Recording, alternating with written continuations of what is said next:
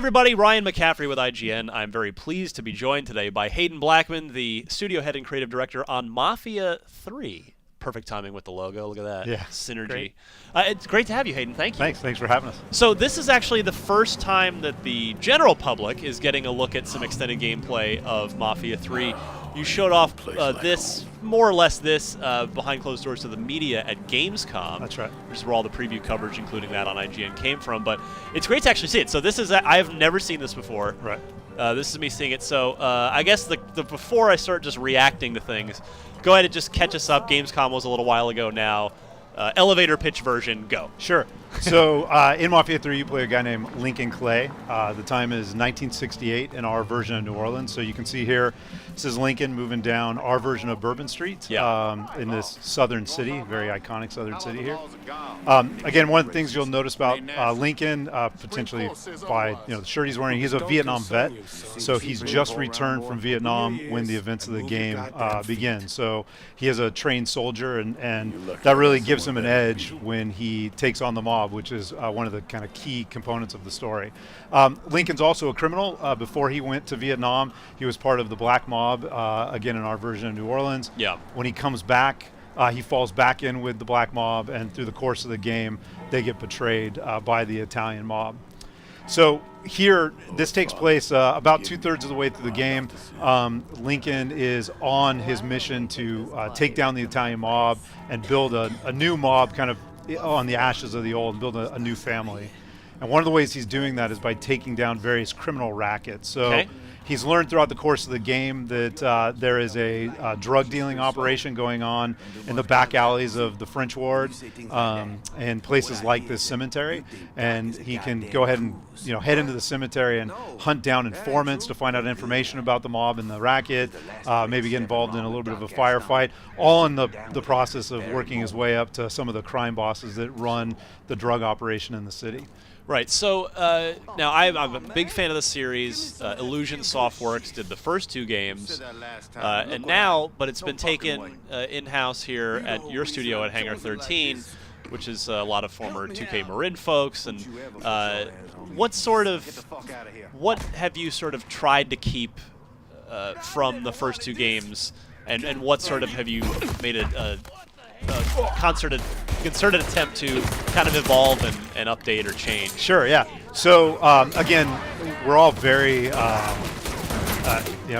we're watching all this combat. It's kind of hard to focus. So one of the things you'll notice about Lincoln, I think, right away is that, again, he does move like a soldier. One of our mantras on the team is own the battlefield. So we really want you to feel like you move like a trained soldier, that you can use that training to take on large groups of mobsters. Lefty. Yeah, he can. That's actually one of the things we learned when we were doing research. He's ambidextrous. With some combat vets, and that's one of the first things they learn is to shoot with both hands, so that they never expose themselves out of cover. There's another new mechanic that we have in the game that's new to the franchise, which is what we call drive like a madman. It's a way to interrogate informants. So here we'll throw this guy in the car and drive like a madman. But when we're talking about driving here, there's a good maybe segue into one of the things that we really tried to keep true to Mafia 2. So I think Mafia 2 is known for its really engaging story, and I believe that we have a pretty strong narrative in the game. Again, focusing on this character who's an orphan and a Vietnam vet and trying to find a new family. We also wanted to create a sense of time and place, so hopefully the city feels like our version of New Orleans. And then the driving model is still very much a physics-based driving model, but we did push the boundaries a little bit. We want you to feel like you're a stuntman in a Hollywood action movie. So some of the reactions are a little bit outsized. We'll see a little bit later some a little bit of car combat that we really tried to focus on and make sure that was accessible. The other thing that we tried to do is make sure that everything was integrated. So it's truly an open world game in the sense that you are out exploring the open world and engaging in the criminal ecosystem of this open world. Here's an example of that where I've learned that this drug den through the course of that interrogation is actually hidden underneath this jazz club called the Big Mouth Jazz Club. And this is what we call a public facing hideout. So if I head in here and I get noticed by the patrons because I'm waving a gun around or I'm getting involved in a fight, they might call the cops. There I just kind of got told to move along by the mobster, so I'm going to try and find a back entrance here. I could have gone in guns blazing there, but that would have attracted a lot of attention and the cops. But that's something I could do if I had maybe muscle with me or was better armed. Ooh. Oh, no.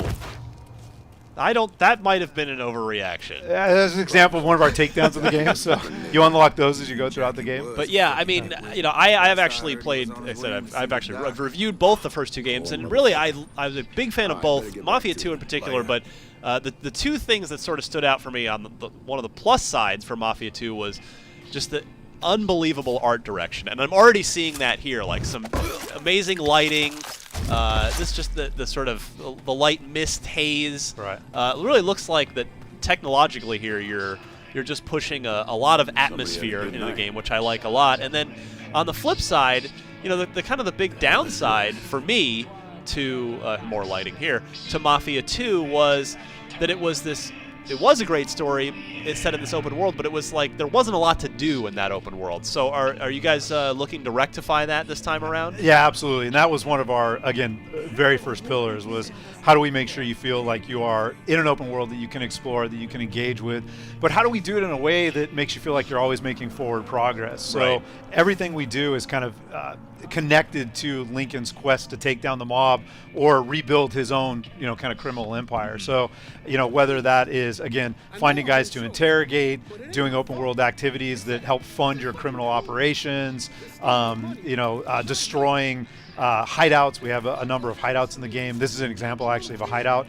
So this is an example of a dead guy right here. Yeah, right. So we do, we are supporting stalking in the game. That's one of the other kind of mandates for us is we want you to be able to approach these hideouts multiple different ways. So whether that's going in guns blazing or being a little bit more stealthy here, ultimately it all kind of culminates in kind of big takedowns. But we want you to have that ability to kind of stalk your way through as well. Oof.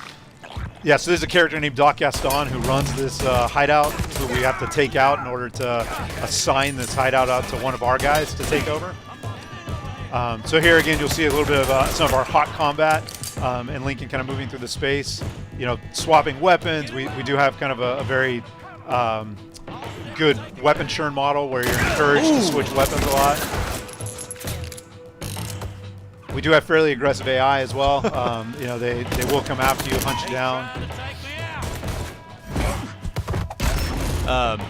I just lost my train of thought. I was going to ask you. I believe I remember an interview with you, possibly even on IGN.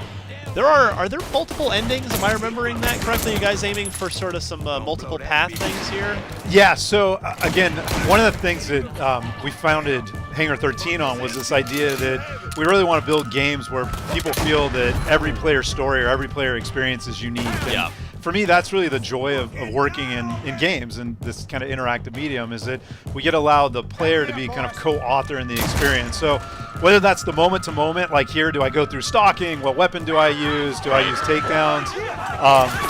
Or the way that I decide to dole out territory, which has a big impact in the game. So throughout the course of the game, you recruit 3 lieutenants, and you can assign out territory to them as you go throughout the game. And that will change the way that they interact with you, the types of services they provide to you, and ultimately the endings of the game as well. Nice. The player has some other decisions along the way as well that affect that. Again, really trying to capture the sense of atmosphere, this kind of psychedelic drugged in from the late 60s. That's a big deal for us as well. But the player could have stalked through there. We do encourage you to do some reconnaissance as well. So there are multiple entrances that the player could have discovered. You do that what I'm seeing engine-wise here, super impressive. Which Mafia 2's tech was super impressive. Yeah. Did you guys take Mafia 2 and just build off that tech, or is this an all-new engine here? Yeah, so we did build off of some pieces of the tech from Mafia 2. One of the things that we want to make sure is clear is that we do have a number of folks from Mafia 2 that worked on that game, working on this game. A lot of the artists, for example, when you talk about the great art direction, a lot of that comes from our lead environment artists who worked on Mafia 2. A lot of the engineers worked on Mafia 2 as well. So we do have a lot of pieces for Mafia 2 that we were able to expand upon. And then there was some stuff we had to build net new, Sure. you know, obviously Makes sense. for current gen. Yeah.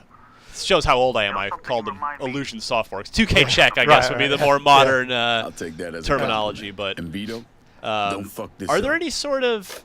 Do you guys address any, any kind of racial sensitivity stuff throughout the game? Because obviously you've got an African American hero and set in a time period and in a place where there were certainly issues there. Right.